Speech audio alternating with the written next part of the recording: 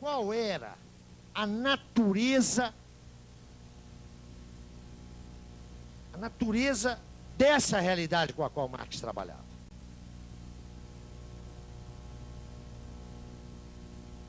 Marx dirá que a realidade sócio-histórica constitui sempre uma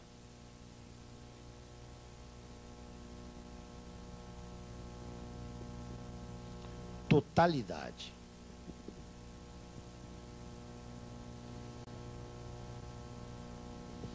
Aqui, pensadores não necessariamente pós-modernos, mas pensadores que abrem o caminho para a pós-modernidade, fazem uma das mais cretinas operações de mistificação. Identificam a categoria teórico-ontológica da totalidade com fenômenos políticos de totalitarismo. Essa operação é de uma desonestidade intelectual assombrosa. Assombrosa. Ademais de ser de uma inépcia teórico-política também assombrosa, não é? Como se houvesse totalitarismo.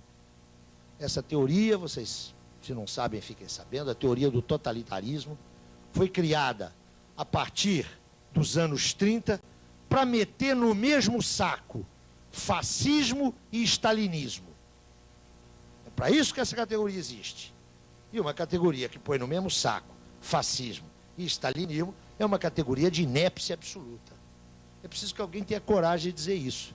Porque ser empregado na universidade, e aí chamam Hannah Arendt e um bocado de gente, Solomon, isso passa por áreas de sabedoria e de ciência política.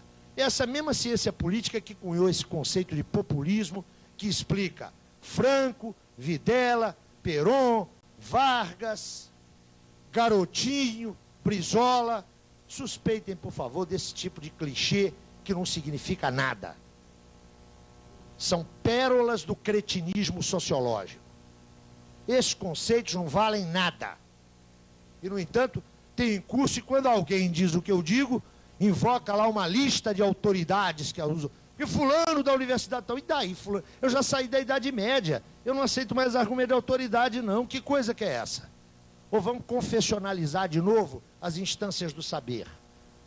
Vocês acham que um conceito que explica, mete no mesmo saco, Perón, Vargas, Videla, Brizola, Garotinho, Franco e Pinochet serve para a mesma coisa?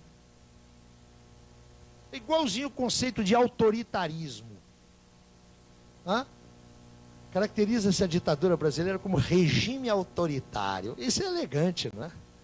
Quero lhes dizer que quem a caracterizou assim foi um falecido sociólogo que em 1975 escreveu um livro que vocês deviam de ler, para depois não se espantarem no que deu esse sociólogo. O livro chama-se Democracia e Autoritarismo, por Fernando Henrique Cardoso. É um livro de 1975, vão lá ler. Regime autoritário, que coisa que é essa? A ditadura brasileira foi um regime autoritário. Quá, quá, quá. É o mais brutal desconhecimento da estrutura e do significado sócio-histórico do que foi a ditadura. Mas isso passa por ciência política. Mas a gente sabe o que a maioria dos cientistas políticos fazem, né? No período eleitoral, eles são chamados para a televisão para analisar os resultados, para contar voto. Ganham muito por isso, até a notoriedade de aparecer no vídeo. E não acertam uma. Né? Não acertam uma. Me perdoe essa irritação, mas entre nós, assistentes sociais, sobretudo, né? Fala assim, teoria política, e vai todo mundo lá se dobrar. Preciso fazer a crítica dessas coisas. Essas verdadeiras mistificações sociais. Isso é uma barbaridade. É claro que eu estou fazendo aqui num tom polêmico e rápido, mas tem que sustentar isso com mais densidade. A operação é sinalizar que, como a tradição marxista e Marx tem a sua pedra de toque na categoria ontológica da totalidade, daí se transita rapidamente para os regimes totalitários. Seria ridículo se não tivesse graves implicações na formação intelectual das novas gerações. Isso seria, para a gente rir, não inspiraria mais do que um sorriso de piedade. Isso aqui é uma categoria que não é uma categoria política, é uma categoria teórico-ontológica. Para Marx, o caráter de totalidade da realidade sociohistórica não significa que se trata de um todo constituído por partes em interação funcional.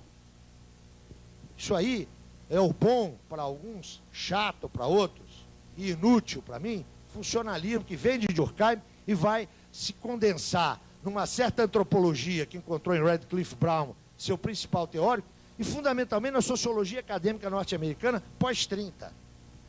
Para Marx, essa totalidade aqui, ó, é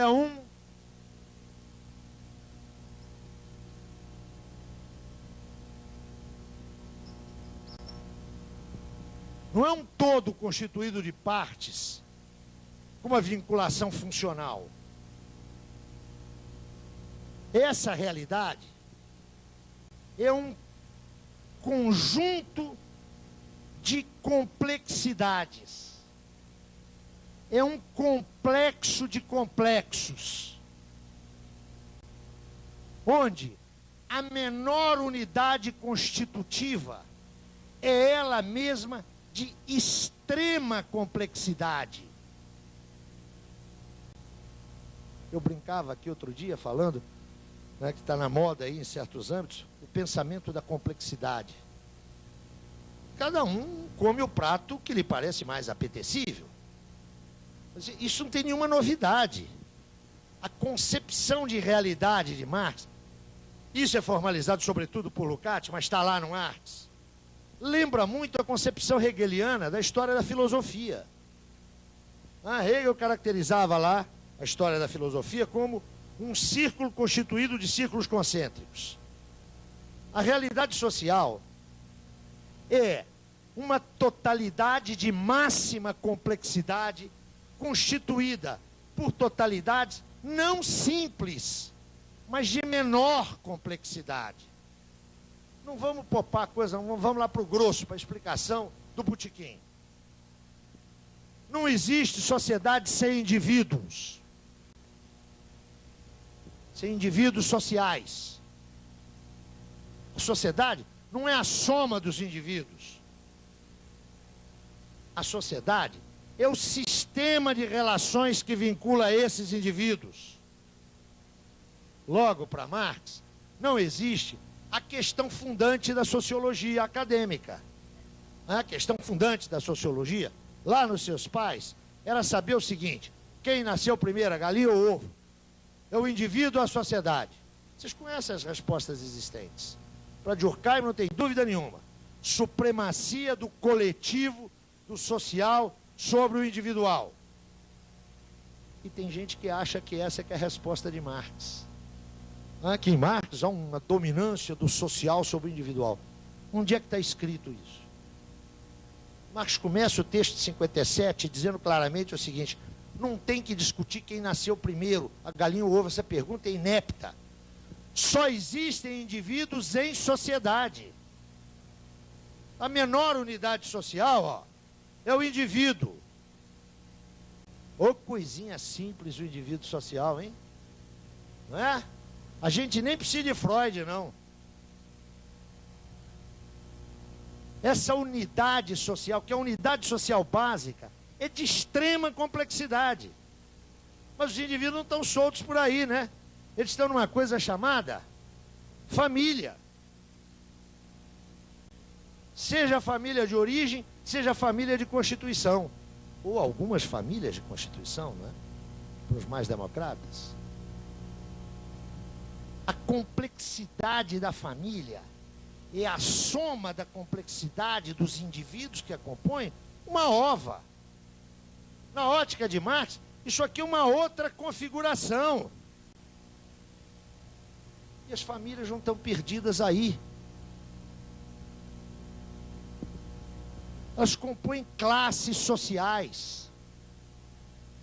E no interior das classes, diferentes franjas, faixas, camadas. Olha a complexidade das classes sociais.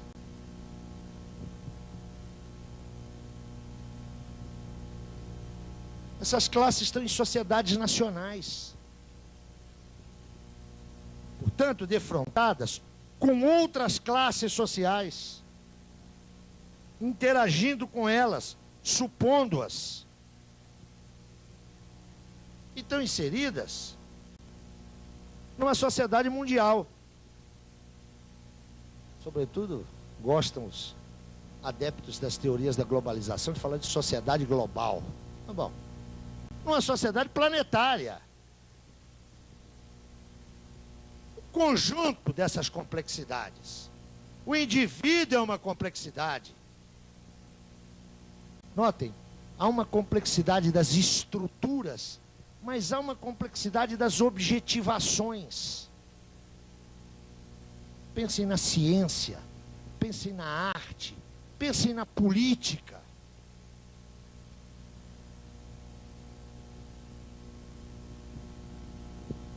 Eu quero duas coisinhas de vocês. Vocês se lembrem desse curso aqui? Desse curso não, desses 5 comícios. Primeiro com o exemplo lá do trator substituindo a fé. Né? E a segunda coisa é que ninguém pode sair daqui, ninguém pode sair daqui dizendo que Marx é um reducionista econômico. Que Marx é um determinista. Vocês não precisam de aceitar Marx, não. Cada um faça a sua crítica. Agora faça uma crítica informada, séria, responsável. Não há em Marx nenhuma redução simplista. A totalidade que é a sociedade é um complexo de totalidades. E se o conhecimento teórico é o conhecimento que busca as determinações, vocês estão se recordando há pouco? As determinações aqui são específicas. Aqui elas são específicas. Aqui elas são específicas. Há que pesquisar. O grande mérito de Marx foi descobrir apenas o seguinte: que eu só vou compreender esse complexo de totalidades se eu partir, agora por favor, partir é o ponto de partida. Se eu partir da análise do modo de produção da vida social. Eu dizia aqui ontem, ou anteontem, não me lembro mais, que esse conhecimento é absolutamente indispensável para o conhecimento da vida social. Mas ele não me dá o conhecimento da vida social. Ele é a condição para esse conhecimento. Eu não conhecendo o modo de produção capitalista, eu não conheço os indivíduos sociais que compõem o capitalismo. Mas eu só posso conhecê-los se conheço a dinâmica do modo de produção capitalista. Vale para a família. Vale para as instituições, a escola. Vale para os sistemas de objetivação. Dá para perceber a dificuldade dessa pesquisa? Como é que essa pesquisa exige um pesquisador informado, um pesquisador responsável? Mas prossigamos.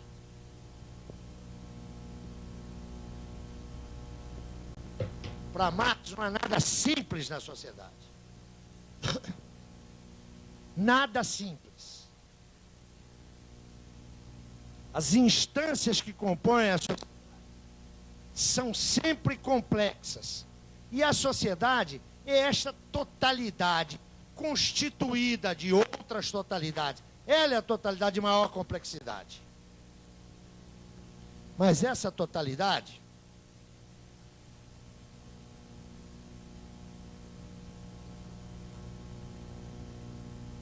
não é um caos. Ontem eu falava, ou anteontem, aqui ou no café, que era um sistema. E alguém se coçou. Porque a ideia de sistema, de relações de sistema, está muito vinculado a certas derivações do estrutural funcionalismo. Isso é uma tolice. A conquista do pensamento da modernidade é compreender que a realidade é um sistema de relações. O problema está na natureza dessas relações, na natureza da dinâmica desse sistema. Para Marx, essas totalidades de menor complexidade, elas não têm uma relação episódica, aleatória, casual entre elas. Essa totalidade é uma totalidade articulada. Ela é articulada. Lembro, para que não haja nenhuma similitude com as concepções estruturalistas, que para um pensador, por exemplo, como Parsons, a sociedade se organiza através de articulações entre sistemas. Pensem no sistema da personalidade, o sistema da cultura e o sistema social. Aqui, essa articulação é uma articulação que não é só histórica. Ela é uma articulação que exige do pesquisador identificar entre as totalidades aquelas ou aquela que ontologicamente constitui o momento da determinação. Essa articulação aqui, ó, significa que entre essas complexidades, mais exatamente, entre essas totalidades que constituem o complexo de complexo que é a sociedade, entre elas vigem relações de subordinação, mas também de coordenação. O que Marx descobriu é que nesse complexo de complexos, que é a sociedade burguesa, o momento ontologicamente determinante é aquele da produção material da vida social. É por isso que Marx começa por ali. Mas atenção, isso não é um dado para todo o sempre. Caberá à pesquisa, caberá à investigação verificar sempre sistematicamente como se articulam essas totalidades. E não tem receita prévia para isso. E é a investigação que pode determinar isso. Vou dar um exemplo banal. Ao tempo de Marx, as esferas de comunicação social eram muito pouco ponderáveis. No capitalismo do início do século XXI. É a mesma coisa que tem ao tempo de Marx? Todas as indicações fáticas apontam que não. Há que estudar isso. O sujeito que lê o Capital para explicar o capitalismo do ano de 2002, eu já disse aqui, vai ter uma explicação extremamente insuficiente. É preciso estar atento para as modificações nessa articulação aqui.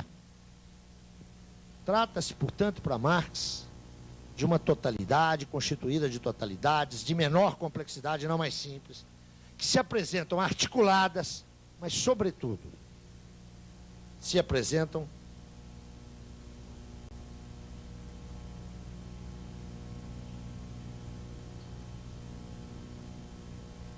com suas particularidades.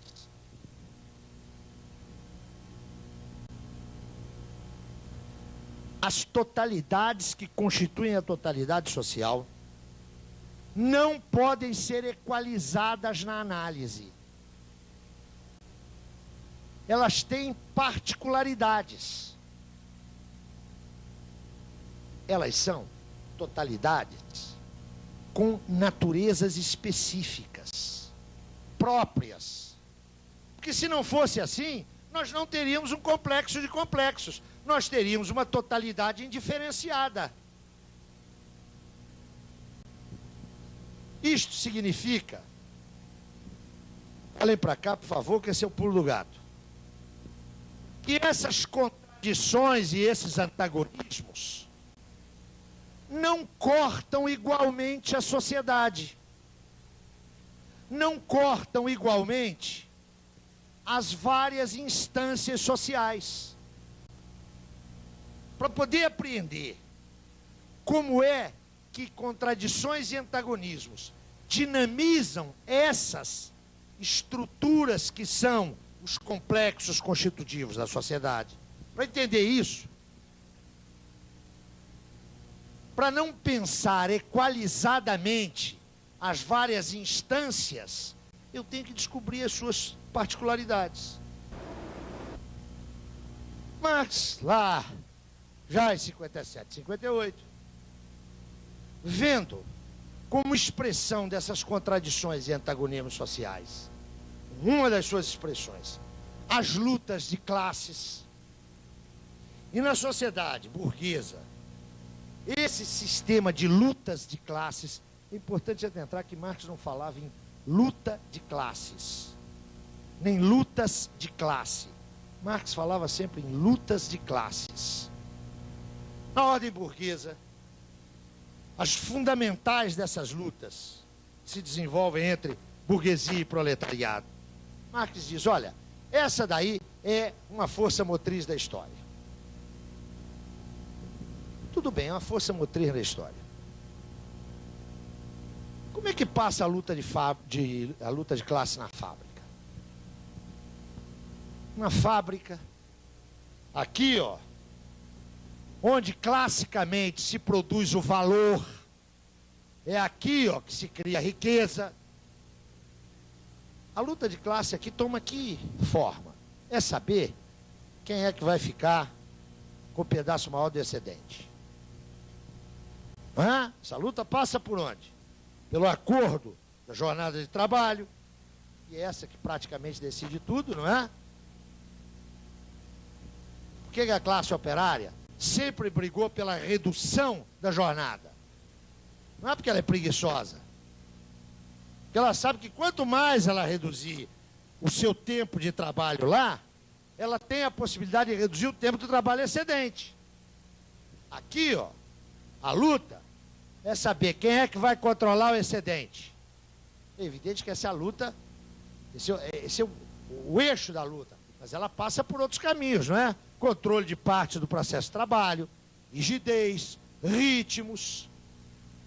Mas o eixo o que é? Saber quem é que vai meter a mão naquilo que não é o consumo da força de trabalho. Esse é que é o pepino. É evidente que aqui, ó, os antagonistas são visíveis, são claros. Esse negócio aqui só tem dois lados. Não tem três não, viu? Olha como os marxistas são atrasados, né? Eles dividem a realidade num lado bom e num lado mau. Haja paciência, não é? Não se trata aqui da luta de bons e maus, não tem nada disso. Se trata de uma polaridade que é factual. Aqui, ó, a luta de classes passa entre o produtor direto e quem se apropria do excedente. Mas e aqui na escola? Luta de classes passa por aí?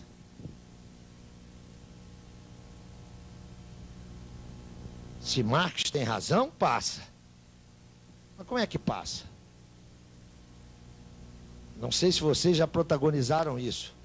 Eu estou há muitos anos na universidade, desde estudante, né? No meu tempo, a luta de classes passava por um certo segmento, que aliás hoje até ocupa altos postos no Executivo Federal, passava entre opressores e oprimidos. Opressores eram os professores e estudantes eram os oprimidos. Estou cansado de ver isso no processo, no falso processo de democratização da Universidade Brasileira. Eu sou contra a eleição direta de reitor com voto universal. Eu sou Zé Paulo Neto, RGM 271.207 SSPMG. Sou contra. Aí vem a garotada da esquerdalha, bota a mão na cintura, né? Normalmente aquela menina cabeludona, com aquele vestido hindu, e diz assim para mim, mas que coisa!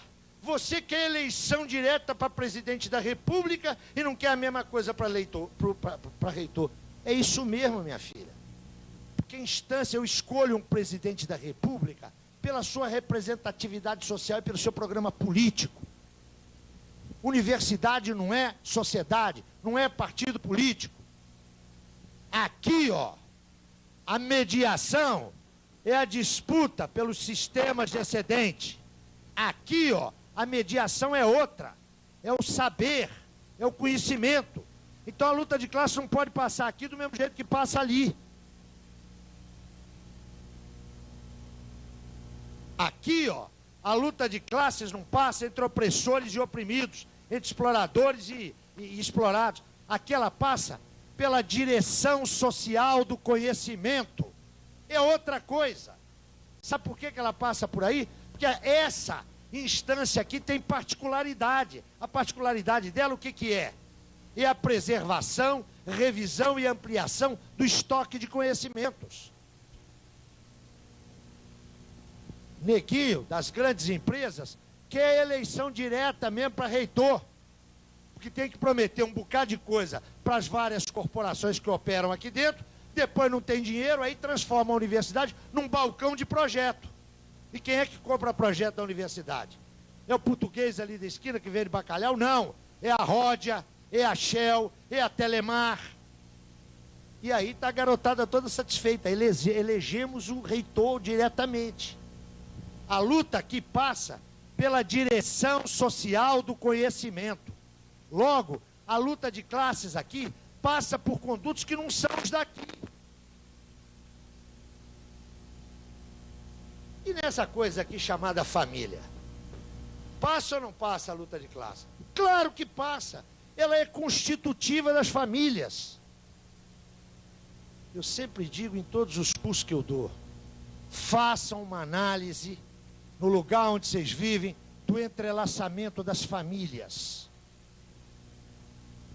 Eu, numa palestra que fiz aqui, repetia aquele troço do Tancredo Neves em 85, né? Às beiras do colégio eleitoral, seus assessores preocupadíssimos com o que ia acontecer, e o Tancredo tranquilão. Ministro, o que está acontecendo é o seguinte: das 50 famílias que controlam o Brasil, 30 estão comigo. É isso mesmo. Sabe onde é que passa a luta de classe aqui, ó? Na constituição da família. Aqui em Recife eu não sei, porque eu conheço muito oligarca e aristocrata nordestino que transita por espaços democráticos. Mas em São Paulo e no Rio de Janeiro,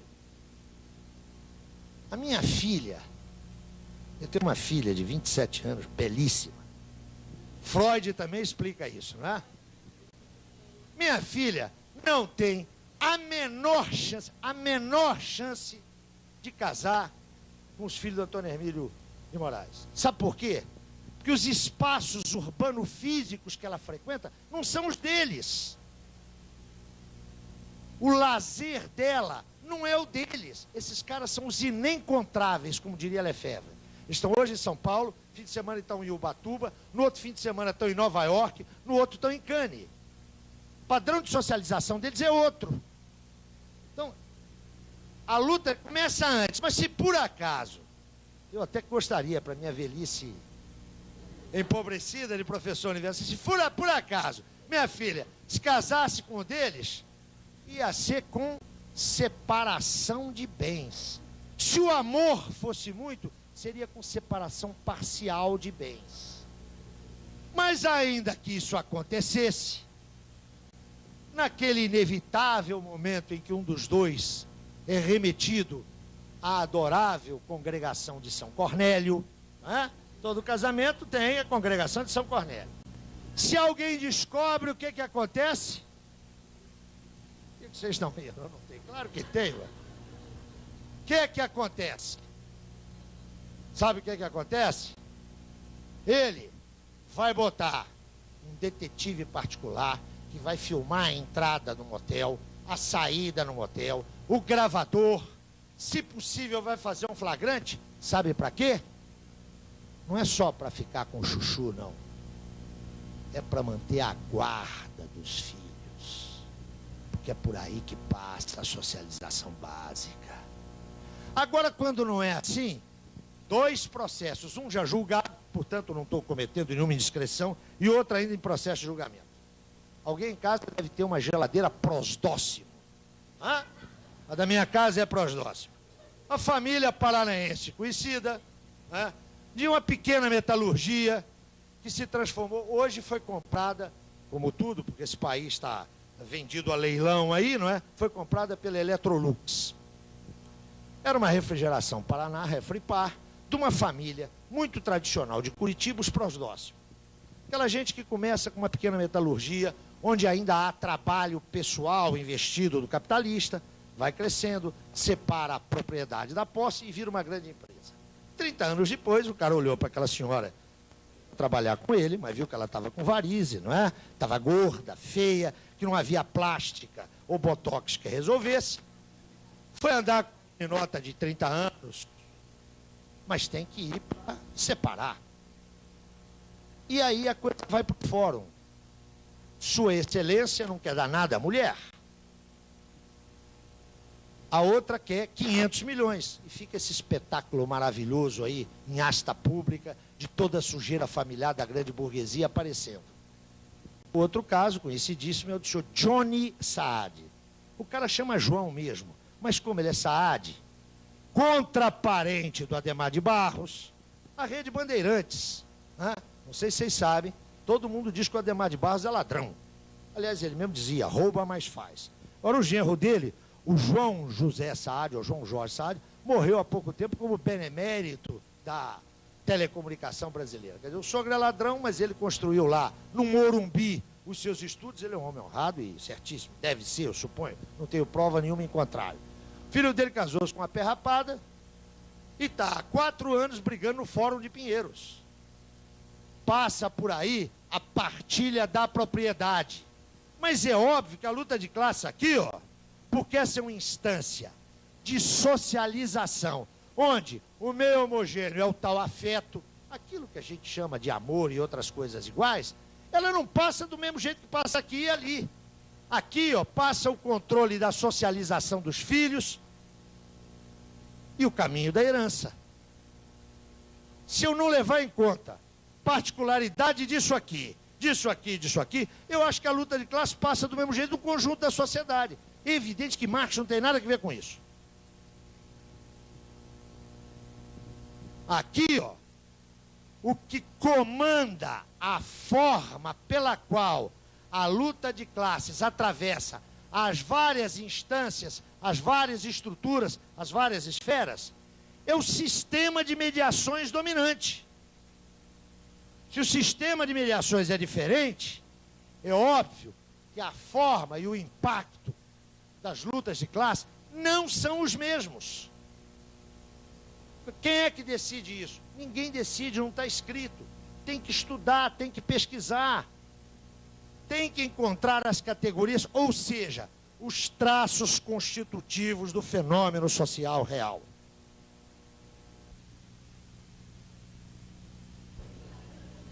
Eu estava aqui dizendo acerca da concepção de realidade histórico-social de Marx. Se trata de uma totalidade articulada, uma totalidade estruturada, que não é uma totalidade amorfa, etc. E é nesse marco que a gente pode pensar, eu diria, o que é fundamental na perspectiva teórico-metodológica de Marx. Se Marx vai nos oferecer no Capital uma teoria, ou o fundamento de uma teoria social, é evidente que aquela caça de mediações, aquela caça de determinações, oferece a ele um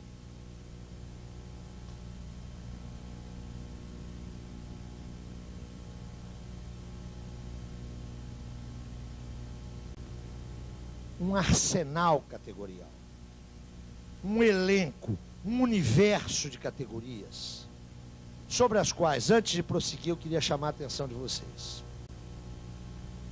Falávamos aqui, já mencionamos isso antes, naqueles manuais de marxismo, não é? Naqueles conceitos elementares. Eu insisti um pouco que aquilo não vale nada. É claro que num encontro tão rápido como esse, o palestrante, se é um provocador, e a coisa que eu mais gosto de fazer é provocação, no meio do caminho a gente vive soltando farpas, não é? Eu não tenho nada contra os manuais.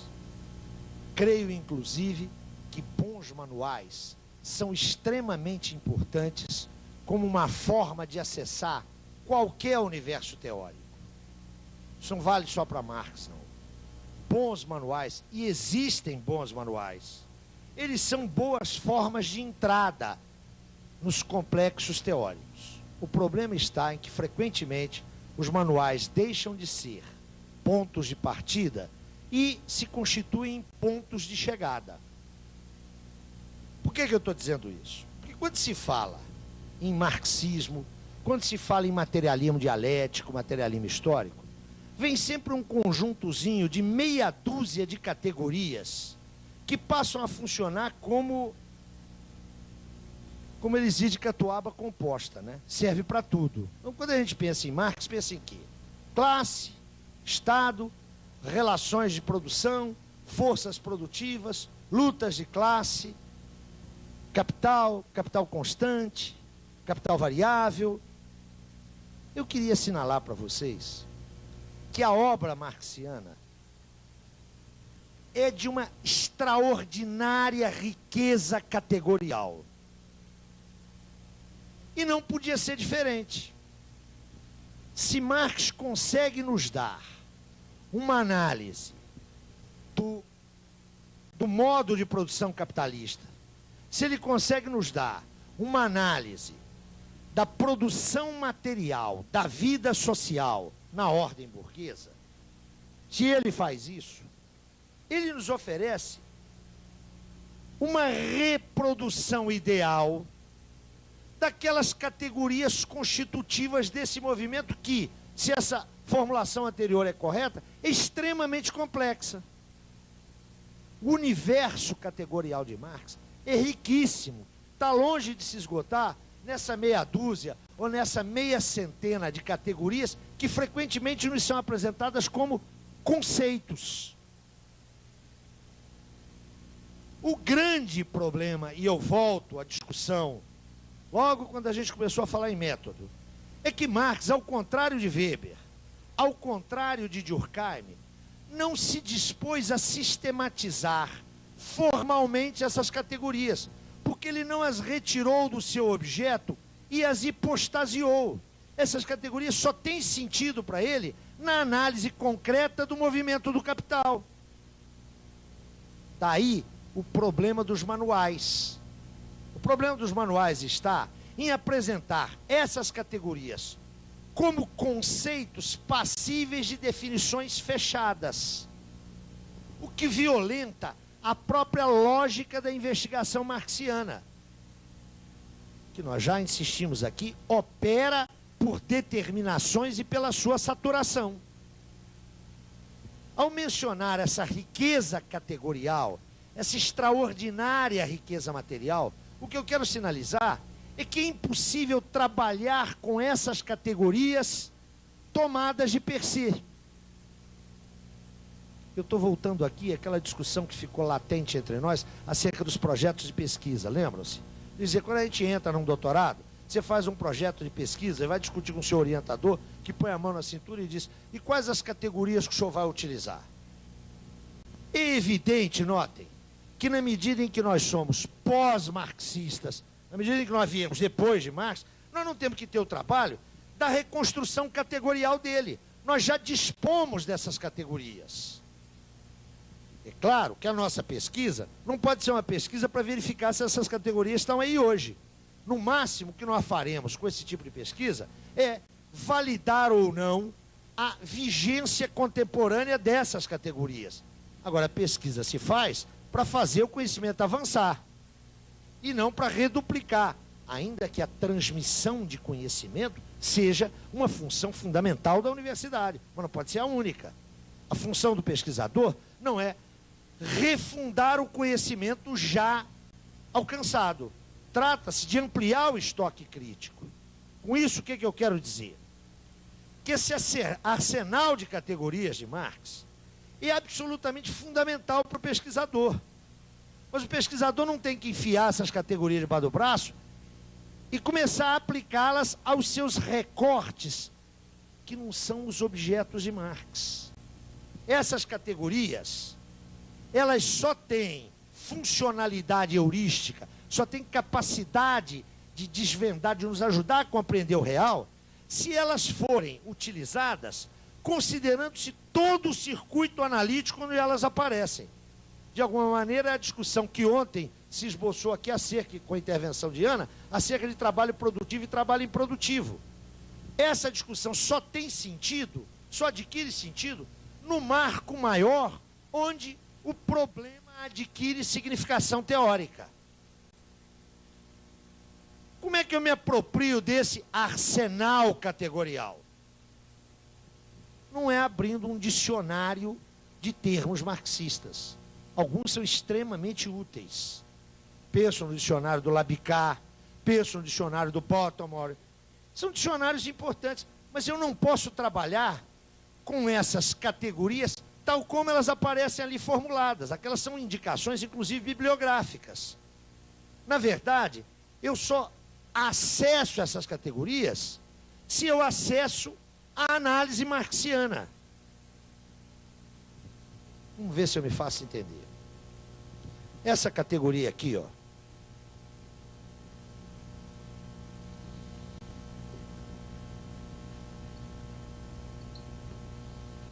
A categoria força de trabalho, ela descolada do conjunto de outras categorias onde ela adquire sentido, ela se torna um fetiche.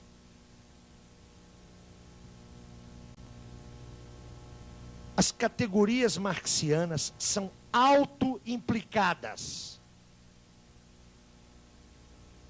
Eu não posso escolher 3 ou 4 categorias que se adequem ao meu objeto.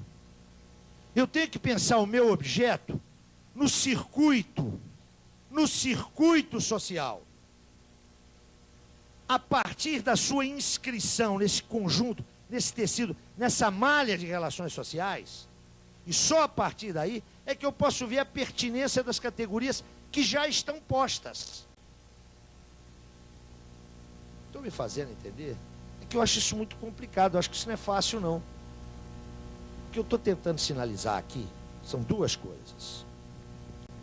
As categorias não são externas ao objeto. Isso já foi visto desde ontem. Eu estou querendo sinalizar outra coisa além dessa. E, atenção, isso só vale para Marx, isso não vale para Weber, não vale para Durkheim, não vale para outras tradições intelectuais, só vale aqui. Não basta ter a clareza de que elas são traços constitutivos do objeto, que eu devo arrancá-las do objeto.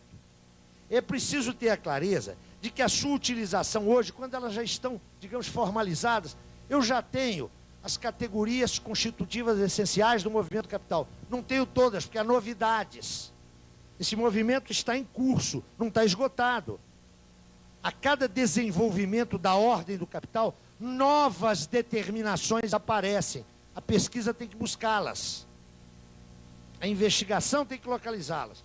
Mas aquelas que já estão constituídas, eu não posso simplesmente me apropriar delas sem levar em conta a sua função nesse conjunto aqui. Ou então eu transformo as categorias ontológicas de Marx em categorias intelectivas que passam a explicar não importa o quê. Por que essa menção é importante?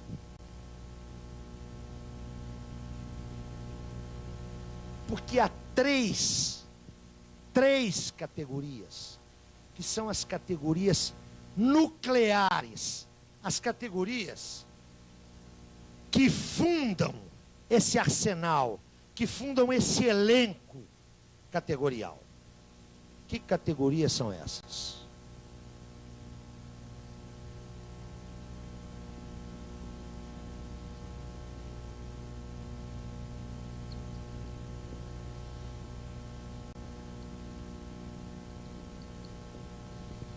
São 3. A categoria de totalidade. A concepção de realidade de Marx assenta na estrutura de totalidade que a realidade tem. Esta categoria é uma categoria nuclear em Marx. Mas ela perde qualquer sentido se ela não estiver imediatamente vinculada à categoria de contradição. Sem a contradição, as totalidades são mortas. O que dinamiza as totalidades é o sistema de contradições que elas necessariamente portam. Mais exatamente, essas totalidades são constituídas por sistemas de contradição. Mas totalidade e contradição só tem sentido com a categoria de mediação. Não for a mediação, as totalidades, movidas por suas contradições, pareceriam e se apresentariam como totalidades indiferenciadas. Elas são diferenciadas. A realidade é uma totalidade unitária, mas não é uma totalidade identitária. Unidade é unidade de diverso, é unidade de diferente. Não há unidade entre idênticos. Precisamente porque a totalidade concreta é contraditória e unitária, a dinamicidade posta pelos sistemas de contradição perpassa diferencialmente os diversos elementos dessa unidade. Por isso, a categoria de mediação é outra categoria nuclear da arquitetura categorial de Marx. Não se trata de 3 categorias para expressar o fundamento do sistema categorial de Marx. O sistema categorial de Marx, que é o sistema das categorias operantes no movimento do capital, é impensável se o tempo todo elas não estão parametradas e perpassadas por essas 3 categorias. Nesse sentido, essas são as categorias nucleares da teoria marxiana. Essas são as categorias nucleares. É evidente que nós podemos encontrar toda uma série de outras categorias mais determinantes que outras, categorias mais complexas, categorias mais simples. Aqui não se trata de categoria simples ou complexa. Todas elas são categorias complexas. Entretanto, são elas que determinam a armadura desse sistema. E esse sistema de categorias tem 2 características centrais. Só um minutinho, já te passo a palavra, só para completar aqui. Tem 2 características centrais. Ele é um sistema, ele tem caráter sistemático, mas isso não significa que ele é cerrado, que ele está fechado. O seu caráter de sistema é dado pela estrutura de sistema que tem o seu objeto. Ele é um sistema em aberto, não é um sistema moda hegeliana, onde a lógica das categorias encerra a lógica do movimento. Essa é a primeira observação. E a segunda é que este sistema deve ser sempre verificado. E por que ele deve ser verificado? Porque se o movimento do capital põe determinações novas e, portanto, novas categorias, ele também pode anacronizar categorias que estavam postas centralmente na sua gênese, mas que podem ser lateralizadas, subalternizadas no seu desenvolvimento. Por favor. Reflexão, queria a sua opinião dentro dessa perspectiva aí, que a gente tem isso quando Marx pensou, né, no final do século passado, tá? Mas após ele, vieram outros pensadores recentes, como Foucault, Habermas, né, e apresentam perspectivas de se analisar métodos científicos, né, se embasaram nessa perspectiva, mas que se diferenciaram, não é exatamente isso. Então, a minha colocação é, quando a gente está se prendendo a isso aí é dentro exclusivamente desse método onde ele se fecha nele próprio, ou esses que eu citei, a gente pode colocá-los como evolução? Eu vou exatamente a isso. Acho que essa é uma pergunta fundamental. Se você me der 2 minutinhos, eu volto a isso, só para concluir esse momento da exposição. Eu volto a isso específico e explicitamente a isso, que acho que é uma questão importante. Vou fazer de conta que não ouvi a tua questão, eu volto a ela. Essa riqueza categorial advém da riqueza do objeto. No fim das contas, o que Marx nos deu? Depois que ele chegou a isso, foi lá estudar, de novo, lembra-se, ponto de chegada e ponto de partida, o que Marx nos deu? Lembre-se, por favor, daquela observação de ontem de inacabada e inacabável.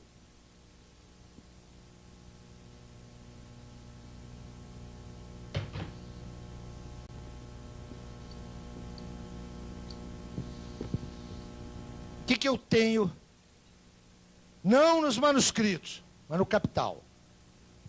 Eu tenho, primeiro, a exposição dessa investigação. A lógica expositiva do Capital não se encontra em nenhum dos manuscritos. Só para vocês terem uma ideia. Os manuscritos de 57 têm como primeiro capítulo, como objeto do primeiro capítulo, o dinheiro. O segundo capítulo desses manuscritos é o Capital.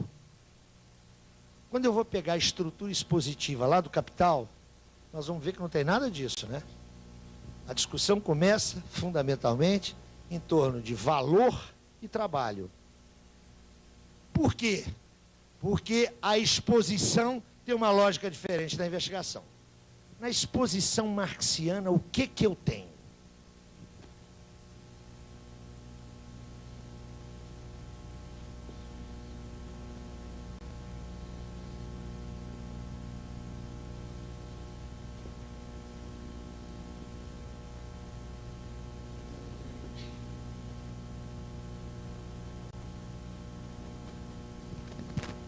O que eu tenho é, como teoria, como reprodução ideal, o movimento do capital. Não é o movimento do capital sempre. É o movimento do capital na ordem burguesa. Mas nós sabemos que o capital precede a ordem burguesa. Há todo um conjunto de categorias que precede a ordem burguesa. O mercado não é característica da ordem burguesa. A existência de dinheiro não é característica da ordem burguesa. A existência de capital não é característica da ordem burguesa. A ordem burguesa retoma todos esses elementos e os rearticula numa forma societal que é absolutamente nova com relação ao passado. Se há uma coisa em que é necessário insistir sempre, é na radical novidade histórica da ordem burguesa. O que Marx nos deu, como teoria, é o movimento do capital na ordem burguesa, e num momento determinado da sua evolução. Atenção! Só para dar um exemplo desse movimento, desse momento determinado. Vocês sabem que Marx morre em 1883. A edição do Capital vai se alongar até 1905, 1906, lembram-se? O Capital 4, que depois se autonomiza como História da Teoria das Mais-Valias, da mais-valia, é de 1905, 1906. O Capital 3, que trata da circulação, sai em 1895. Quem lê o Capital 3 com atenção, mesmo numa boa tradução, vai encontrar a expressão capital financeiro. O capital financeiro de que Marx fala é a mesma coisa que o capital bancário. Não tem nada a ver com o capital financeiro contemporâneo. A categoria capital financeiro só vai emergir na reflexão marxista, não na de Marx. Marx não conheceu o capital financeiro. Marx conheceu o capital bancário. Quando ele está morrendo, está começando a surgir um novo processo no âmbito da acumulação capitalista. Um processo de monopolização que a médio prazo vai levar a a emergência de uma curiosa figura econômica, que é a fusão do capital bancário com o capital industrial. O capital bancário fundido ao capital industrial, que é um fenômeno típico do estágio imperialista, que Marx não conheceu, que vai ser tratado teoricamente pelos marxistas subsequentes, muito especialmente. Essa tradição começa com um austro-alemão chamado Rudolf Hilferding, e nós vamos ter a categoria de capital financeiro. O jeito que estiver lendo o Capital e vai lá e encontra capital financeiro, não é o capital financeiro do século XX. É outra coisa, é capital bancário, que continua a existir hoje, né? E, por favor, capital financeiro não é aquilo que a Miriam Leitão, essa desinformadora do povo brasileiro, usa, né? Ela usa capital financeiro como capital especulativo. Nem sempre o capital financeiro é especulativo, atenção. Surge uma nova categoria, ela é nova na realidade fática do movimento do capital e é nova na literatura marxista. Com isso, o que eu quero assinalar é que Marx nos dá, na sua obra, uma teoria que é capaz de capturar a modalidade da produção material na produção da vida social. É pouco.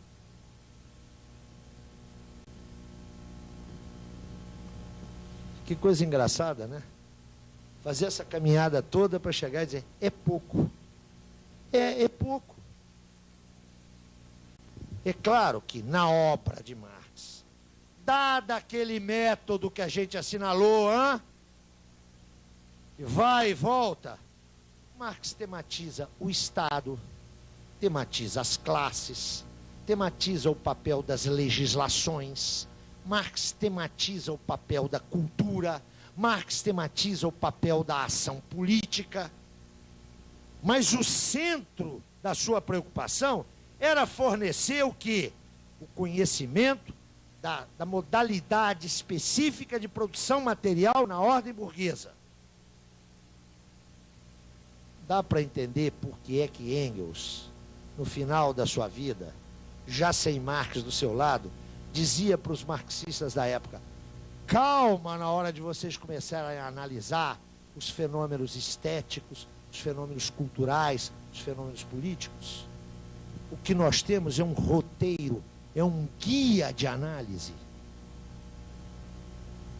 Marx não nos deu receita nenhuma.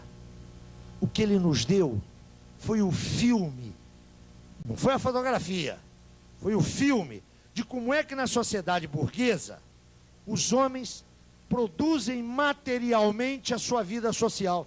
Essa produção material não esgota a riqueza da produção da vida social. A vida social é mais ampla que isso. O que Marx nos ofereceu foi apenas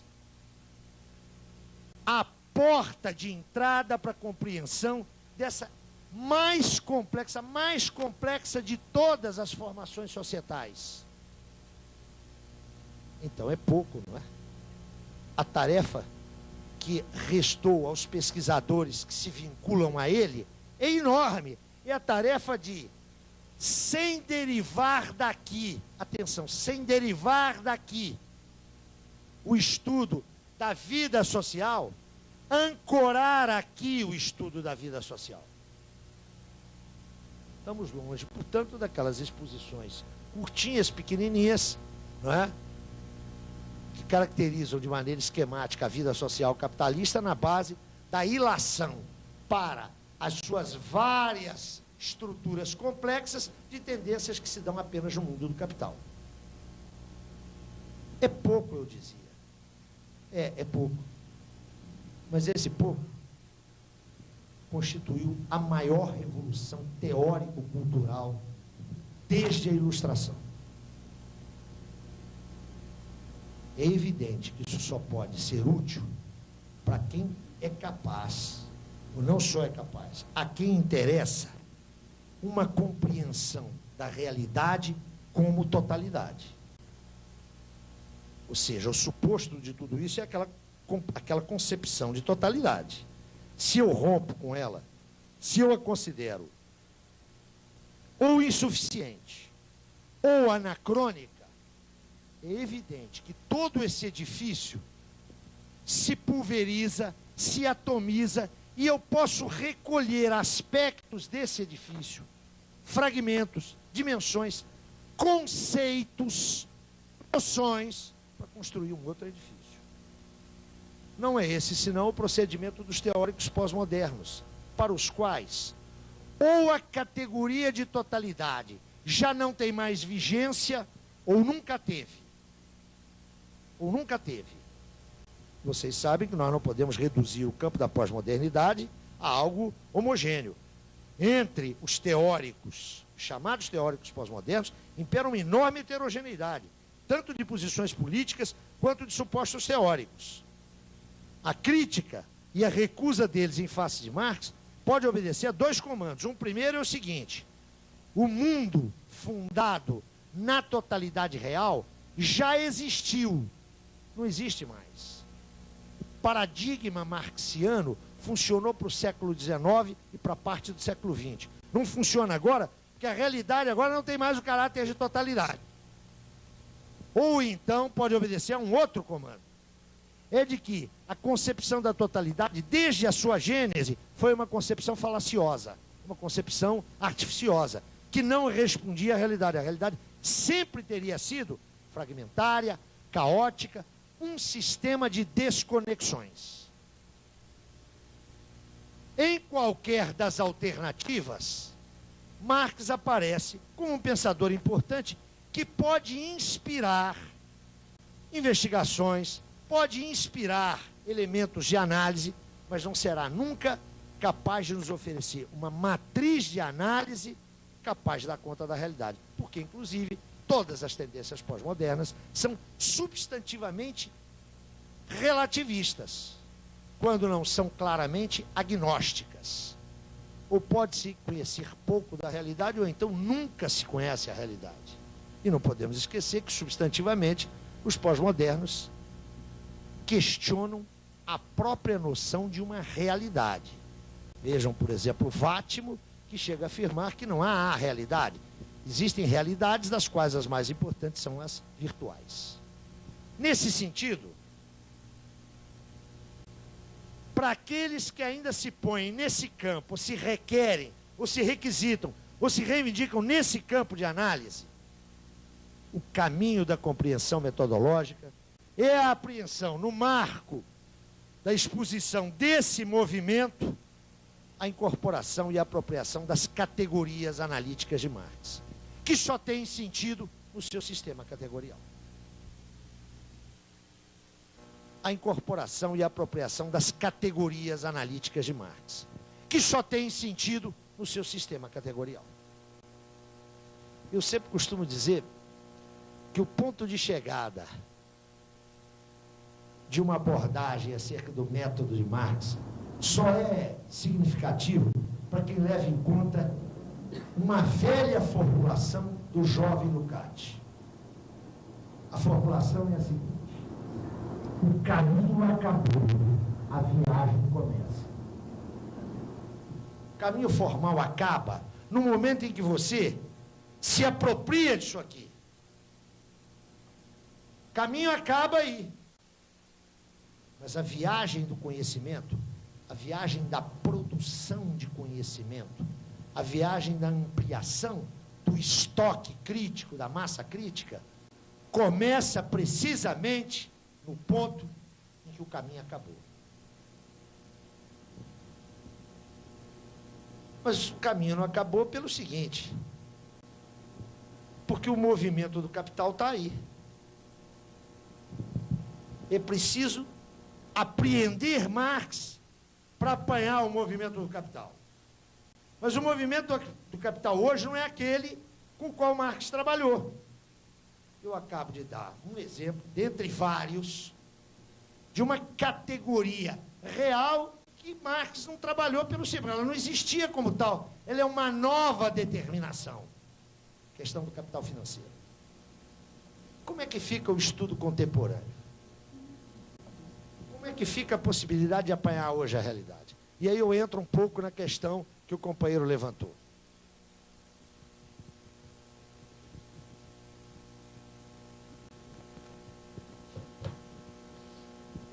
Com quem Marx conversou no seu tempo? Trocando em miúdos, quem Marx leu? Não leu marxista, não é? Não havia. Com quem Marx entrou em interlocução? Com quem ele falou?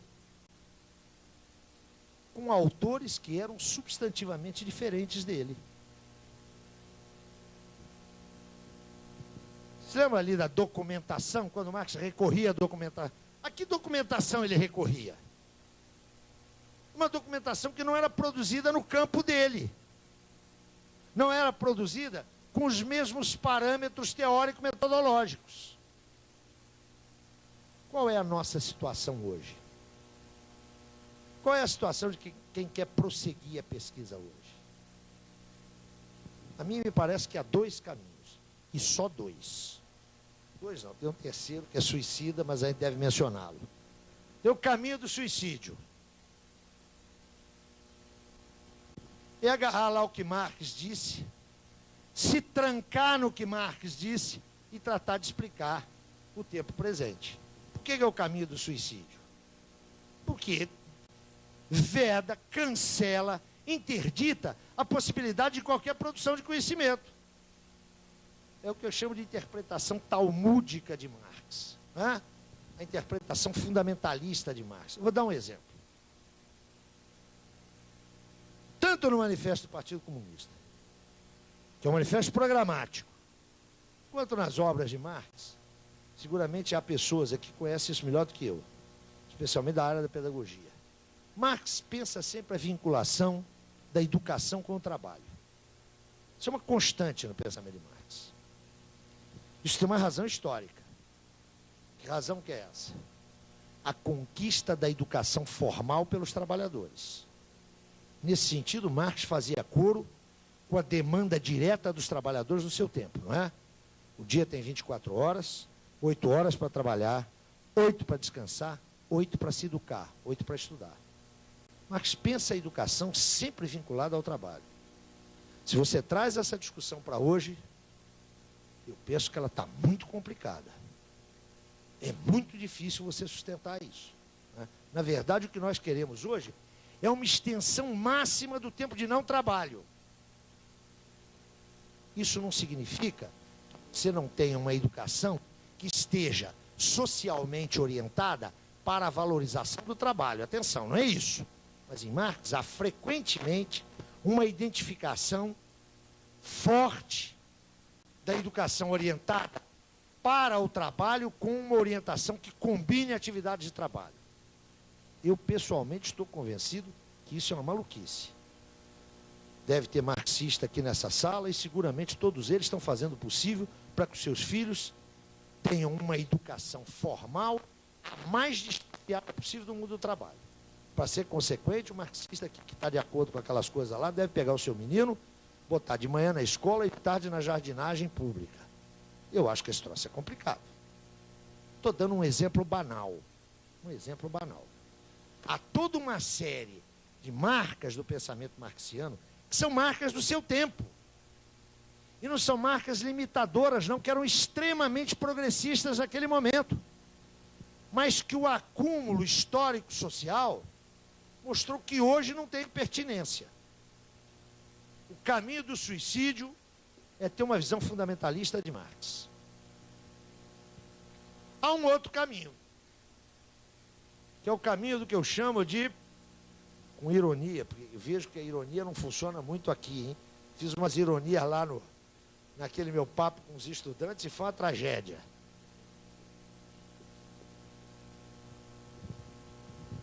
É o chamado marxismo aberto, né? Heterodoxo. É muito engraçado, né? valoriza-se muito a heterodoxia num tempo em que a Inquisição acabou. Hoje não há nada de mais agradável do que ser heterodoxo. Claro, não tem custo nenhum, né? Hoje, ser heterodoxo é up to date. É o dernier cri da intelectualidade independente. O marxismo ortodoxo é dogmático, fechado, cerrado em si. Então, vamos nos abrir às influências de todos os ventos do pensamento. Esse marxismo aberto é aquele que, em face, por exemplo, de um Habermas, me diz o seguinte: eu não tenho um tratamento exaustivo na tradição marxista daquilo que Habermas chama de razão comunicativa. Não tenho. Isso é verdade? É verdade. Ora, já que eu não tenho, e Habermas é um pensador indiscutivelmente do espectro político progressista, que todo mundo sabe que é, Habermas é um democrata, embora tenha sido, em 68, um dos caucionadores da ideia de fascismo de esquerda, né? Não sei se vocês sabem disso. Em 68 explode a crise universitária e aquele libertário, que era o Adorno, chama a polícia para os estudantes. Habermas, sem fazer uma defesa explícita de Adorno, diz que naquele momento havia um fascismo de esquerda. E eu acho isso, no mínimo, complicado.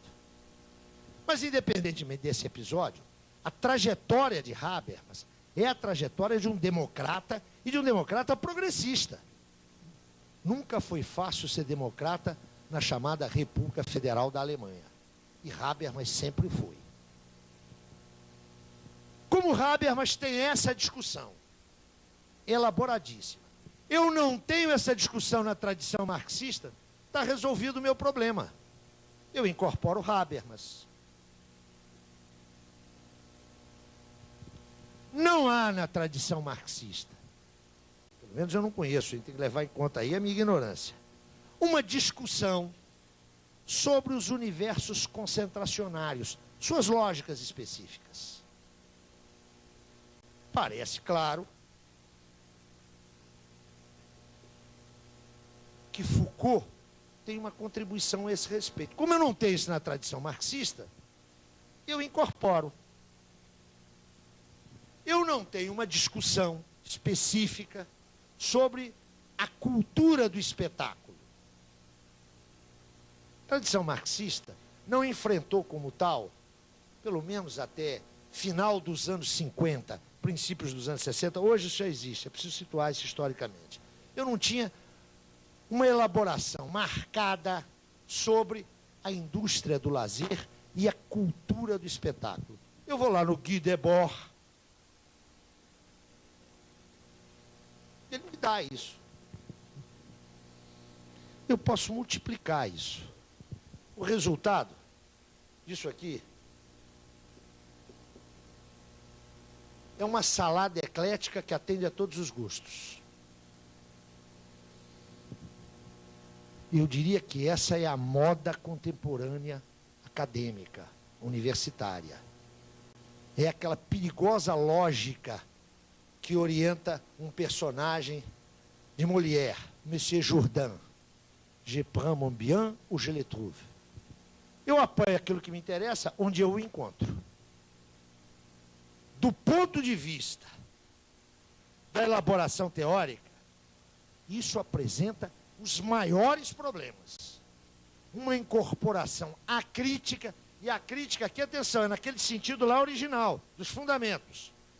É uma incorporação acrítica que conduz a vários estratos de naturezas teóricas e epistemológicas, às vezes até excludentes. Não são apenas diferentes, são excludentes. Penso que, se esse aqui é o caminho do suicídio, esse aqui é o do sucesso imediato e prático, mas que não conduz a uma ampliação, em absoluto, não conduz a uma ampliação de massa crítica de forma sistemática e coerente. Mas atenção, tem um suposto aqui no que eu estou falando. O suposto que eu estou falando é que a elaboração teórica e a prática das análises devem possuir congruência, devem estar integradas. Esse é um suposto que nem todas as proposições teóricas põem. É um suposto, por exemplo, alheio à preocupação pós-moderna. Então, o que para mim é um problema, para o pós-moderno aparece como uma solução. Penso que esse caminho aqui, que conduz ao ecletismo, é um péssimo caminho teórico. Há uma terceira solução, que não é uma solução de meio termo, hein? Atenção, é outra solução.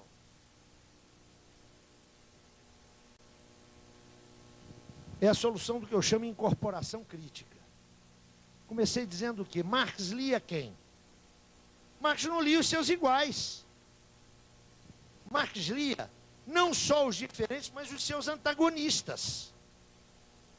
Notem, não só os diferentes, mas os seus antagonistas. Eu estou convencido, Zé Paulo, estou convencido. Agora veja, a questão que você me põe é uma questão que eu não posso responder, eu não posso até fundamentar teoricamente a resposta, mas não é uma resposta consensual, nem mesmo na tradição marxista. Depende da tua interpretação de Marx. Eu estou convencido, Debord eu não direi, eu estou convencido que Habermas é um grande pensador. Estou convencido que Foucault é um pensador representativo. Preciso observar bem como é que eu estou caracterizando aqui. Habermas é um grande pensador. Foucault, para mim, é um pensador representativo. Até porque não tem um Foucault só, né? Tem vários. Eu lembro para vocês que o Foucault dos anos 70 tem muito pouco a ver com o Foucault dos anos 60.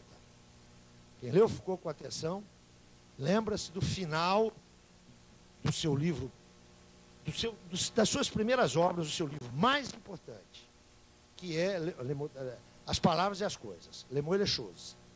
Como é que Foucault termina? Termina dizendo o seguinte: a tarefa das ciências humanas não é encontrar o sujeito, é dissolver o sujeito. O Foucault dos anos 70 está encontrando o sujeito em tudo enquanto é canto, né? É um outro Foucault. Acho que Foucault é um pensador representativo. Habermas é um grande pensador. Mas, acho que esse é um dos problemas da nossa formação. Quando a gente lê bem Nietzsche, sobra pouco o trabalho de Foucault, né? Foucault é impensável sem Nietzsche. Mas eu não tenho nenhuma dúvida de que Habermas e Foucault, com estatutos diferentes, são interlocutores importantes. O que eu vou fazer com eles? Eu vou primeiro recuperar as questões que põem. As questões que eles põem são legítimas, são pertinentes ou são falsas questões? Eu estou convencido, no caso desses dois pensadores, estou me atendo aos que você citou, há questões extremamente legítimas e pertinentes que eles levantam.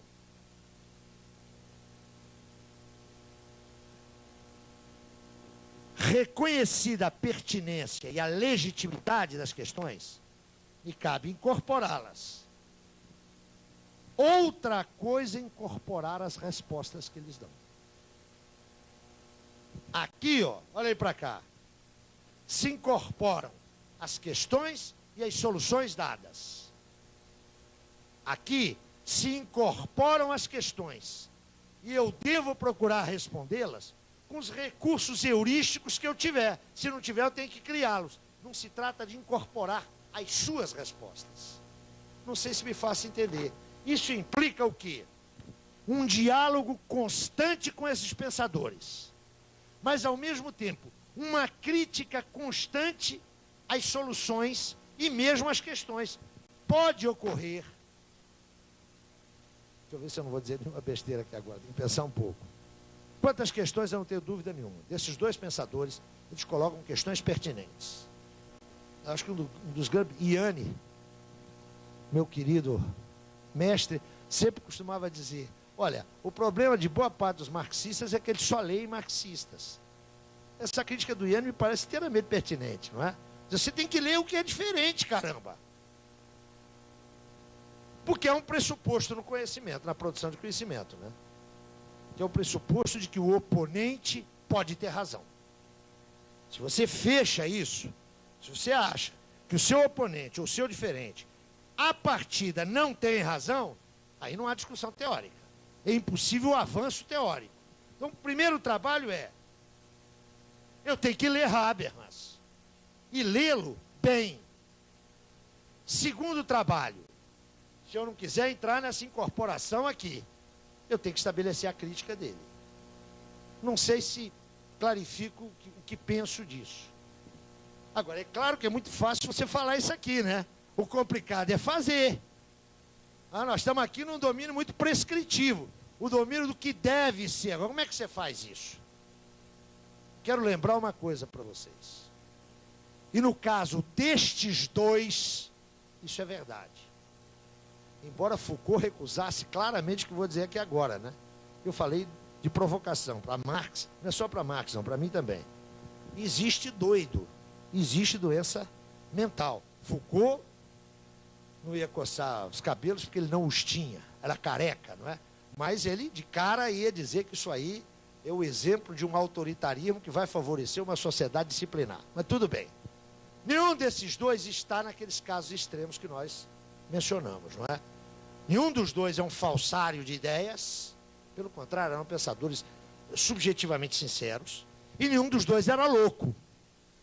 Logo, a sua elaboração deve traduzir algo de realidade. O que me cabe é encontrar isso. Agora, é claro que isso é difícil.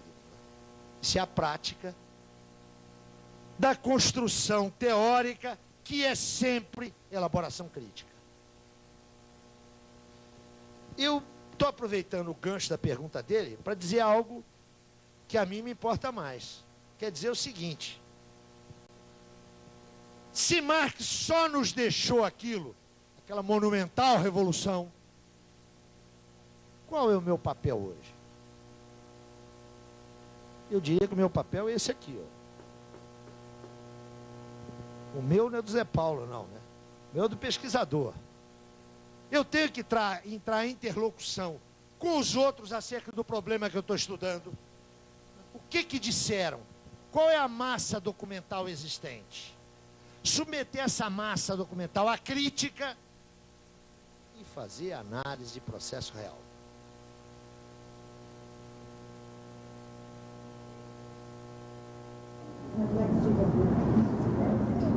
Olha, eu acho que são pensadores de nível muito diferente.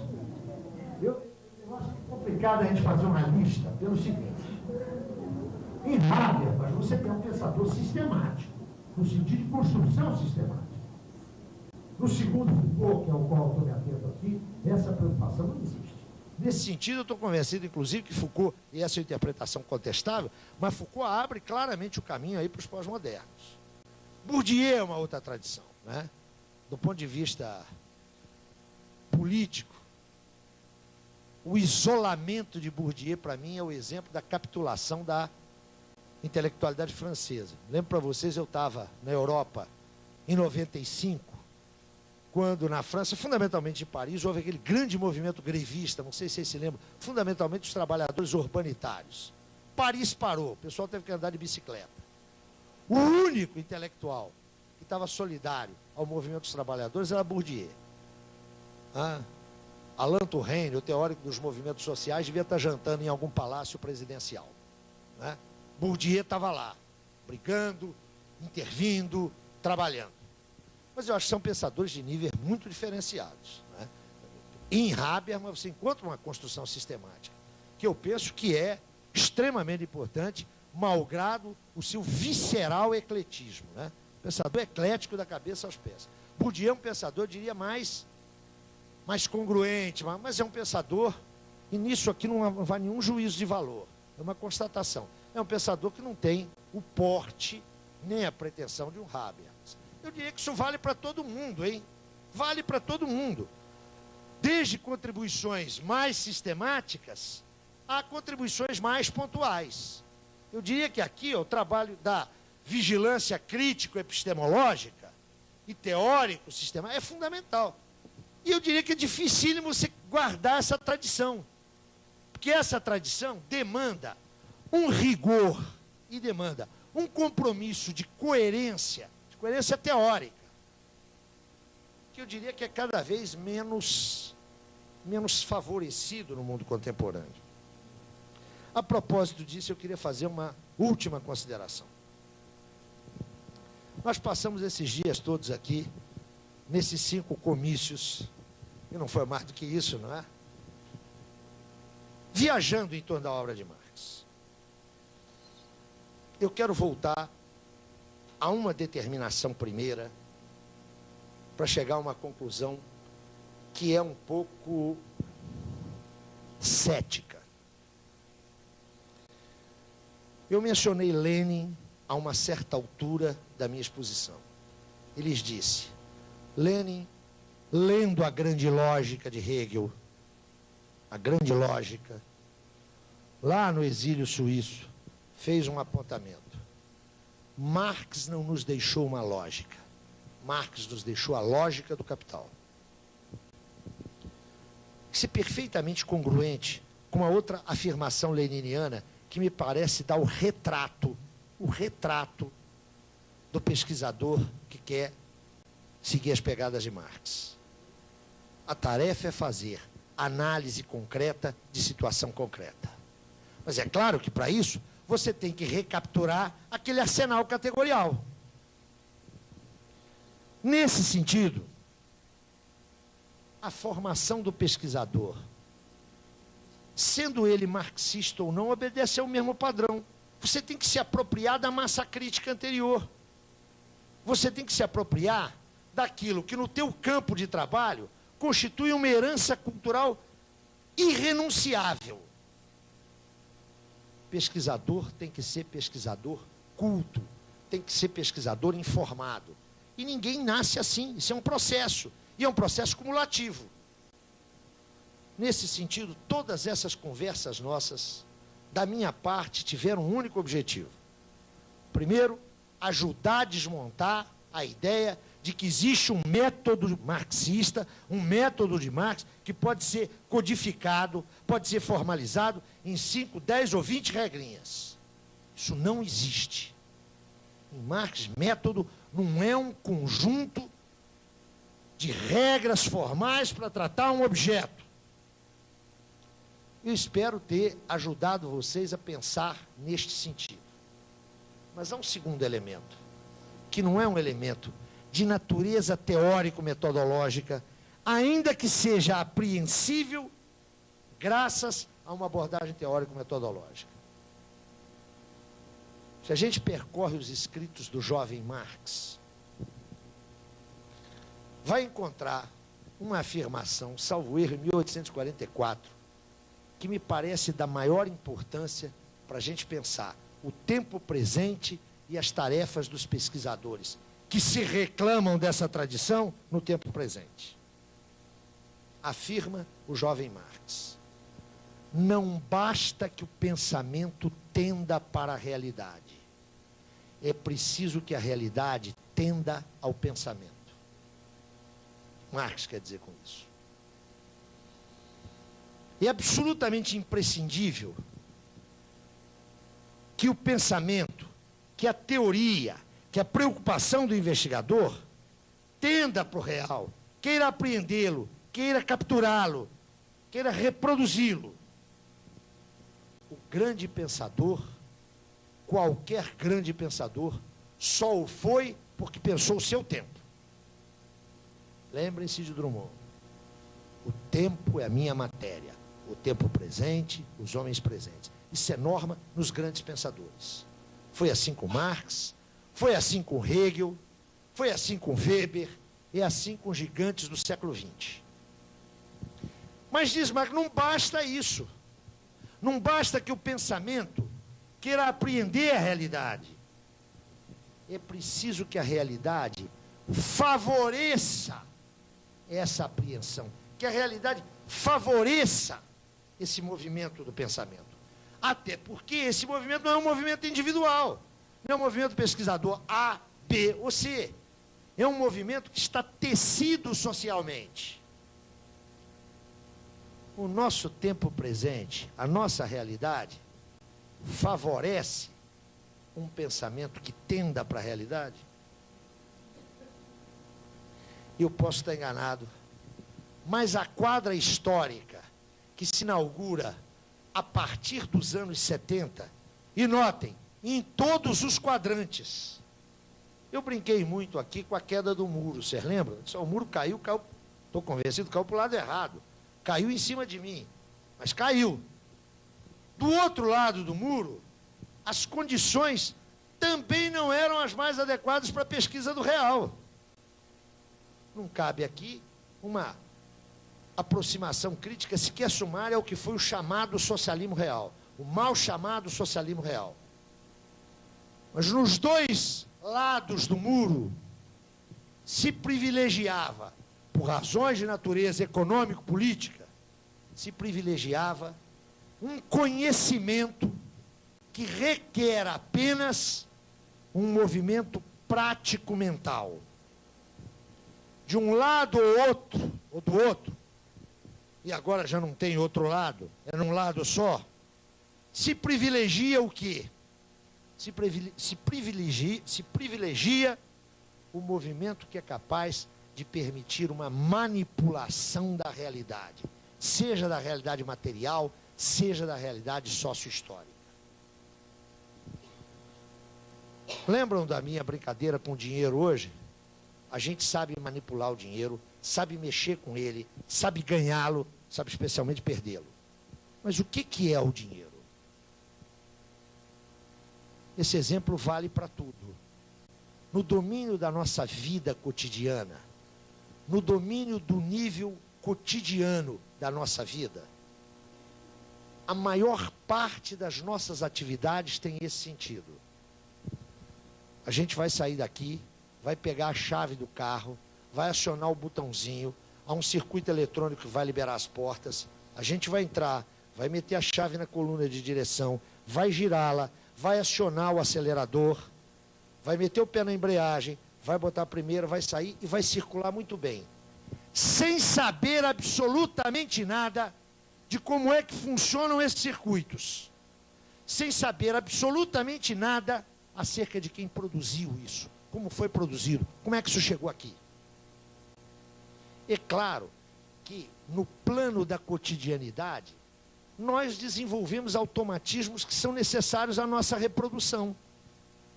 Imagine vocês, se antes de sair do hotel, eu pegando a minha nota de R$20, ou de R$10, ou de R$5, me indagasse, o que é o dinheiro? Qual é a minha... Eu não ia sair do hotel, é claro. A nossa vida cotidiana demanda esses automatismos. Ela exige, a sua estrutura assim o impõe. O problema é que essa estrutura é transladada ao comportamento da razão. Ela é transladada ao comportamento da razão. E é por isso que o nosso tempo é pouco propício, muito pouco propício, ao movimento deste pensamento em sua direção. Não é por acaso que o que é dominante hoje no mundo cultural obedeça a 3 matrizes. Todas elas não apenas compatíveis, mas autoimplicadas. A primeira matriz é a matriz do irracionalismo. O mundo é incompreensível, a razão é um policial que me reprime, eu tenho que liberar os meus sentidos, eu tenho que liberar a minha naturalidade e coisas que tais. É claro que o caminho do irracionalismo é sempre o caminho da barbárie.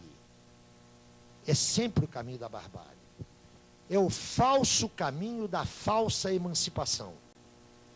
O ser social se constituiu precisamente na medida em que disciplinou e reprimiu a sua naturalidade. Desenvolvimento social é recuo de barreira natural. E recuo de barreira natural implica repressão, sim. Atenção, estou falando de repressão de naturalidade, hein? Não é outro tipo de repressão, não. Sensualidade não é uso físico de aparato anatômico sexual. Isso o bicho faz. o que é próprio do ser social é inventar o jogo erótico. Quando vocês encontrarem uma pessoa que dizem, ó, como eu sou espontânea, foge. Espontânea é o meu cachorrinho. Se chama Lene e é um beagle simpaticíssimo. Ele é espontâneo. Ele reage com naturalidade. O primeiro caminho hoje dominante, especialmente entre setores jovens, é o caminho da aparente insurreição, da aparente rebeldia. Esses caras com 35 anos estarão todos gordos e terão dinheiro em fundo de investimento. Conheço a película, não é um fenômeno novo. Conheço bem o filme e os personagens. Adequa-se aqui um verso de Drummond. É sempre o mesmo engano no outro retrato. Esse caminho do irracionalismo é o caminho que leva diretamente à barbárie. Mas ele, pelo seu claro irracionalismo, não permite a gestão dessa ordem. O Antônio Hermílio de Moraes não decide a alocação dos seus investimentos consultando búzios, nem olhando pirâmide, nem fazendo mapa astral. Há uma racionalidade limitada, uma racionalidade formal, sem a qual você não gere nem reproduz essa ordem. E ela é perfeitamente compatível com esse racionalismo. Eu estou cansado de ver analista de mercado de capital, embora todos eles sejam comentadores de jornais, mas aqueles que são mais sérios, estou cansado de vê-los trabalhar exaustivamente com projeções, informações de política internacional, análise de balanço, e na sexta-feira de noite pegarem o seu carro com a sua mulher vestidos de branco, subirem lá para o alto da Boa Vista e torcer pescoço de galinha preta. Há uma perfeita compatibilidade entre esse racionalismo generalizado e um racionalismo formal de caráter neopositivista,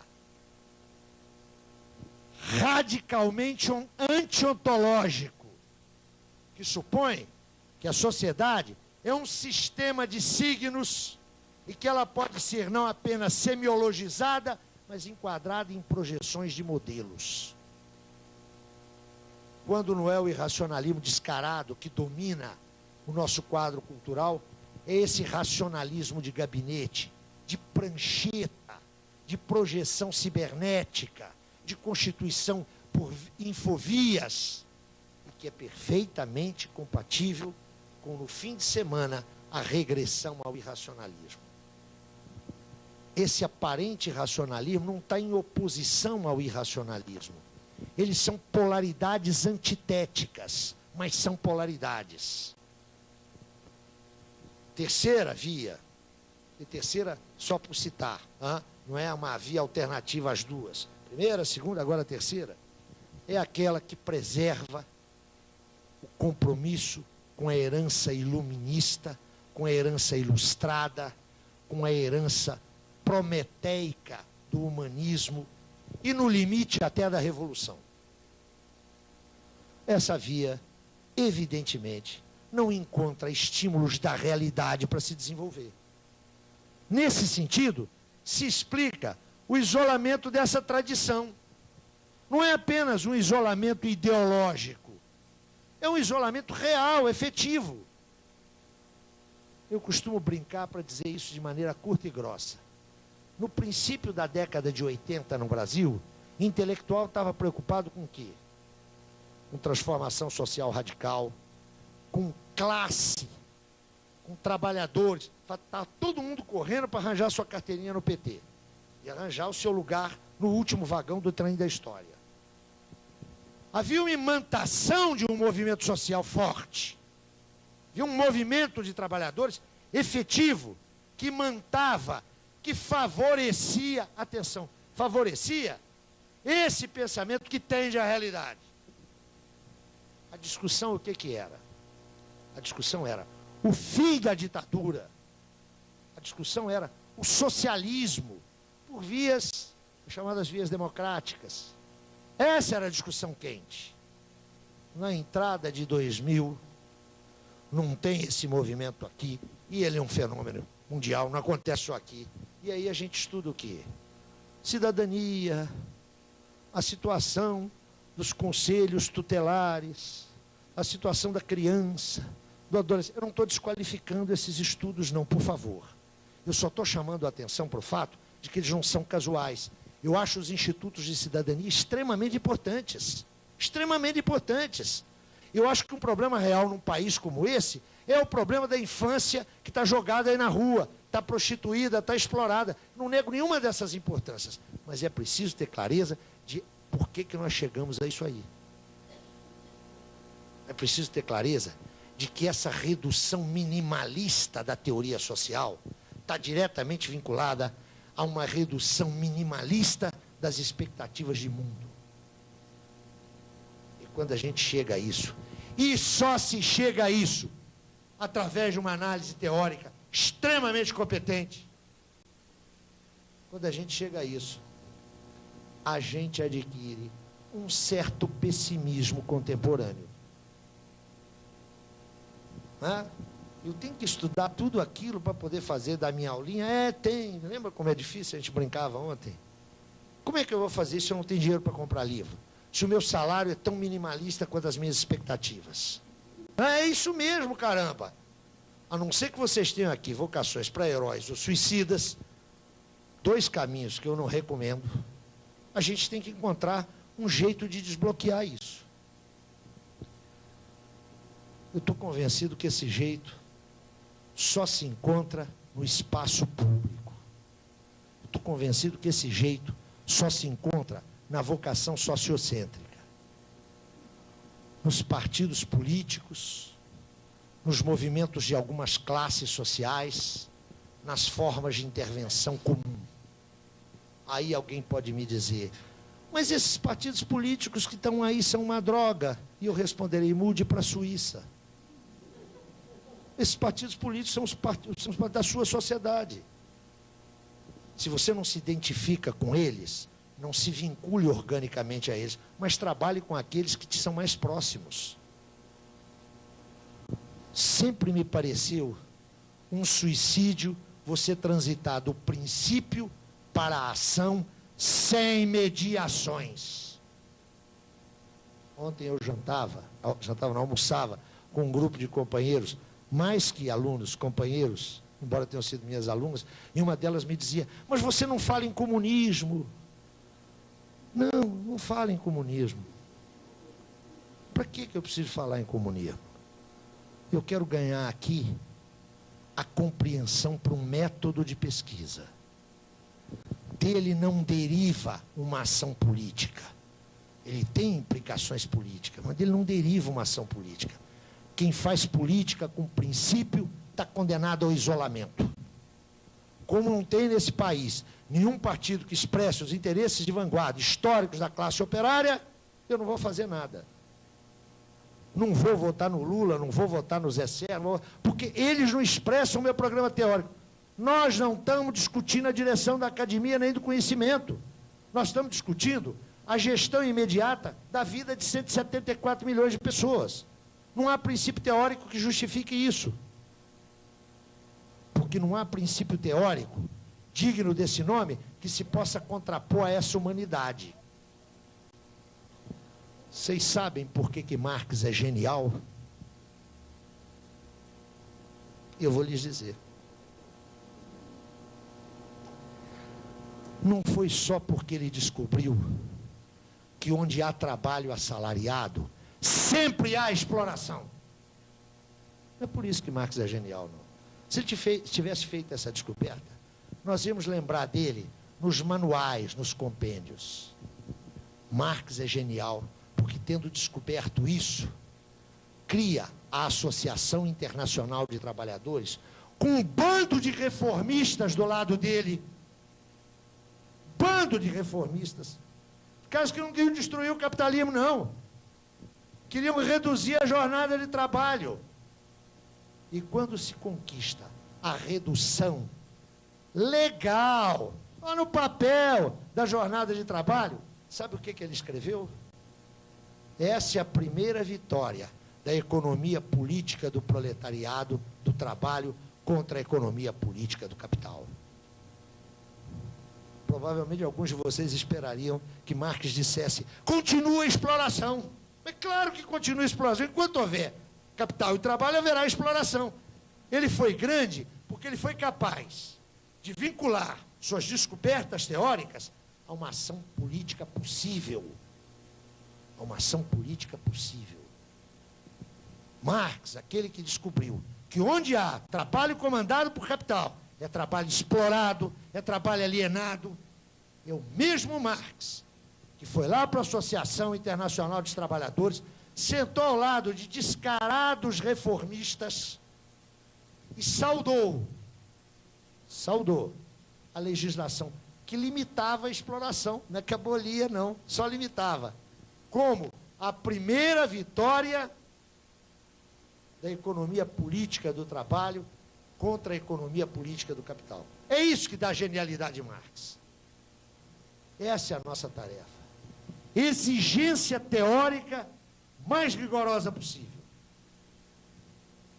A ação política é mediada pelas possibilidades de conjuntura.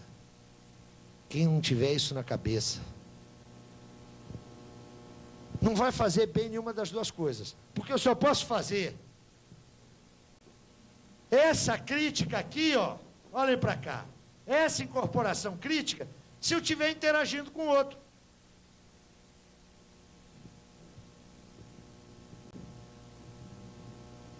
Tão bom dizer isso aqui, né? Fazer esse negócio é que são elas. A pessoa que me colocava esse problema ontem no almoço, e que eu conheço bem, seguramente me indagaria diante disso. E qual é o limite entre a concessão e a unidade? Difícil. Frequentemente, uma política de unidade leva à concessão. Vocês se lembram lá da ideologia do entrismo que eu mencionava ontem? Esse é um risco de sempre. Mas a vida, a atividade política, sempre, a vida é um risco. E é um risco maravilhoso. Eu posso falar porque eu sou mais velho que vocês todos. Nisso aí eu tenho experiência. Né? Esse risco é um risco maravilhoso. Ele é mais rico e mais fascinante que qualquer teoria. É mais fascinante esse risco até que essa teoria. Mas ele deixa de ser fascinante e passa a ser esplendoroso se ele é pensado com essa teoria. Mas essa é uma experiência que cada um de nós tem que ter sozinho. E embora a vida seja social, a sua inferência na particularidade, no indivíduo singular, é sempre uma conquista individual. Sempre. Também aqui, a viagem acaba e o caminho começa. É sempre assim.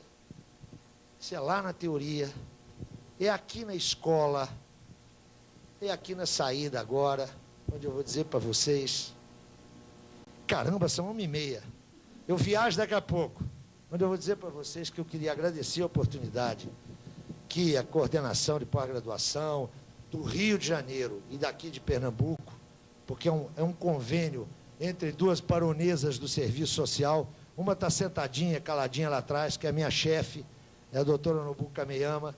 O serviço social é o matriarcado mais rigoroso. A outra baronesa está aqui, que é a Ana. Eu queria agradecer as duas que articularam esse... Palmas para as duas. Mas queria agradecer, sobretudo, a vocês que penaram aqui todos esses dias. E queria lhes pedir 3 desculpas, que não são desculpas demagógicas nem formais de fim de festa, não. Muita gente queria conversar comigo, aproveitando a oportunidade de uma indicação bibliográfica, uma opinião, e frequentemente uma piruada, né? O professor universitário o que faz é piruar, né? E eu não tive tempo, atendi algumas pessoas com muita rapidez, espero que não tenha sido rispidez. Queria dizer que a coordenação aqui, institucionalmente, tem forma de me localizar, tem o meu e-mail. Eu não vou dizer para vocês que eu respondo, porque abrir esse mecanismo, para mim, é uma dificuldade, né? Quando eu não tenho alguém do meu lado para dizer, olha, abre essa porcaria, mas quando eu abro, eu normalmente abro uma vez por mês, eu costumo responder. Quero dizer que eu estou à disposição de vocês para a gente conversar, mas a primeira desculpa era da rapidez disso. A segunda desculpa, e eu peço que vocês considerem isso, eu vim preparado para encontrar um grupo de 30 pessoas para fazer pequenas exposições e a gente discutir inclusive documento. É um pouco mais de 30 pessoas que há aqui. Então eu tenho clareza de que eu tratei certos pontos à machadada. Eu tenho clareza disso. Mas foi uma opção que fizemos aqui, discutindo inclusive com a coordenadora daqui.